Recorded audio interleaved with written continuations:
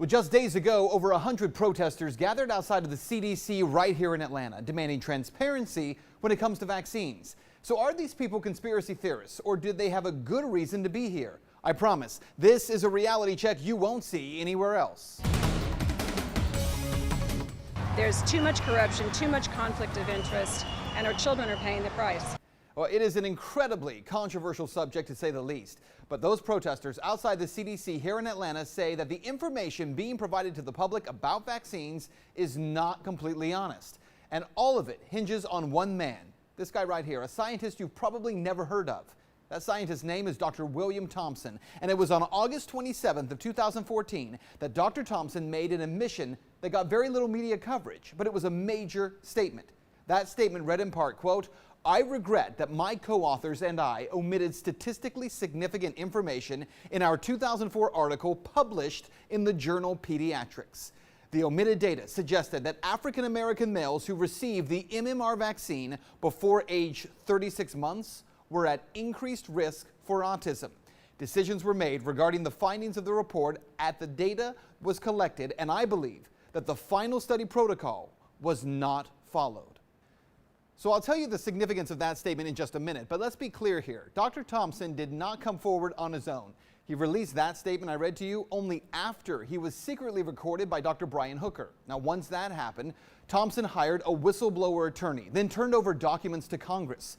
Dr. Thompson still works, by the way, for the CDC, and a few weeks ago, I requested a sit-down interview with him. Dr. Thompson refused that request. Even though he wouldn't sit down with me, Thompson has claimed that he's handed over documents about this case to Congressman Bill Posey's office. Now, I spoke with the congressman's office about that, and the spokesman confirms to me that thousands of documents were handed over, but sources within that office tell me as many as 100,000 documents were actually handed over.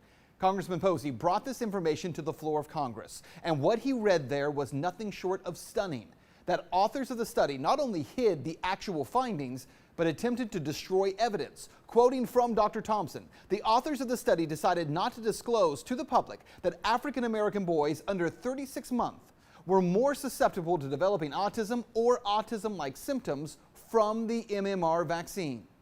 The remaining 4 co-authors all met and brought a big garbage can into the meeting room and reviewed and went through all the hard copy documents that we had thought we should discard and put them in a huge garbage can. However, because I assumed it was illegal and would violate both FOIA and DOJ requests, I kept hard copies of all documents in my office, and I retained all associated computer files. I believe we intentionally withheld controversial findings from the final draft of the pediatrics paper. So just in case you missed it there, Dr. Thompson, that statement, by the way, read into the congressional record, a CDC scientist and an author of the study in the journal Pediatrics that insisted there is no link between vaccines and autism, admits that he and other authors of that study left out information that was deemed controversial. Information that in some African American male children who are given the MMR vaccine, the measles vaccine, before 36 months, did have an increased risk of autism and signs of autism. And that not only did the CDC hide that information, but that the authors of the study threw that evidence into a trash can and destroyed it. So what you need to know here is that there is so much hysteria over this subject. You know, why is it that you have to be all for vaccines given in all quantities at all times to all people, or you're anti-vaccination? You know, vaccines probably have saved more lives on this planet than any other single medical advancement. You might know that.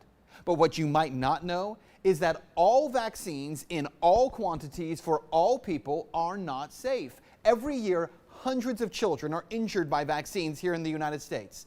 Since 1986, the United States government, they have paid out $3 billion to the Vaccine Injury Compensation Program. But raise even one question, just one, about why that is, and you get shouted down. That's Reality Check. Let's talk about that tonight on Twitter.